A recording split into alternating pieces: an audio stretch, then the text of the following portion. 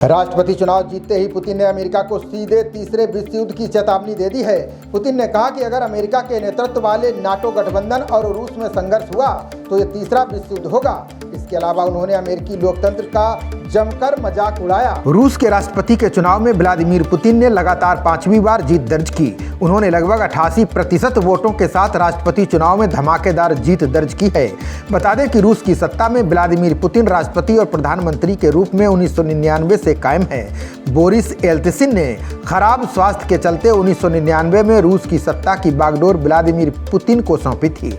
तब से वे कोई चुनाव नहीं हारे हैं। पुतिन अब सबसे लंबे समय तक रूस की सत्ता पर काबिज रहने के मामले में जोसेफ स्टालिन से आगे निकल गए हैं। पुतिन ने 200 से अधिक वर्षों में रूस के सबसे लंबे समय तक राष्ट्र अध्यक्ष रहने का रिकॉर्ड अपने नाम कर लिया है। रूस के चुनाव आयोग के अधिकारी के अनुसार इस बार के राष्ट्रपति चुनाव में 80 लाख से अधिक मतदाताओं ने ऑनलाइन वोटिंग की। ये पहली बार है कि रूसी राष्ट्रपति चुनाव में इलेक्ट्रॉनिक वोटिंग का उपयोग किया गया। 71 वर्षीय पुतिन के सामने 3 प्रतिद्वंदियों ने चुनाव लड़ा। ये नेता क्रेमलिन के करीबी बताए जाते हैं। तीनों ने उनके 24 साल के शासन या 2 साल पहले यूक्रेन के खिलाफ विशेष सैन्य अभियान शुरू करने के फैसले की आलोचना से परहेज किया। वहीं हजारों पुतिन विरोधियों ने मतदान केंद्रों पर विरोध प्रदर्शन किया। संयुक्त राज्य अमेरिका ने कहा कि रूस में राष्ट्रपति चुनाव ना तो स्वतंत्र था और ना ही निष्पक्ष था। आज चुनाव के नतीजों की घोषणा होने के बाद पुतिन ने अपने पहले संबोधन में पश्चिमी देशों को तीसरे विश्व युद्ध की चेतावनी दे दी है। उन्होंने कहा कि रूस और अमेरिका के नेतृत्व वाले नेटो गठबंधन में अगर संघर्ष हुआ तो इसका मतलब ये है कि ये तीसरा विश्व युद्ध होगा। शायद ही कोई देश ऐसी परिस्थिति देखना चाहता है। बता दें कि 1962 के क्यूबा मिसाइल संकट के बाद से रूस और पश्चिमी देशों के संबंध सबसे खराब दौर से गुजर रहे हैं। पूरे मामले की शुरुआत फ्रांस के राष्ट्रपति इमैनुअल मैक्रों के बयान से हुई।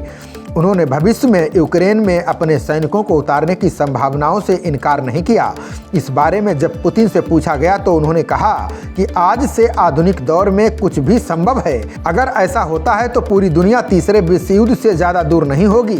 पुतिन ने यह भी कहा कि वैसे नेटो के सैनिक अभी भी यूक्रेन में मौजूद हैं। रूस को पता चला है कि युद्ध के मैदान में इंग्लिश और फ्रेंच भाषा बोलने वाले जवान भी मौजूद हैं।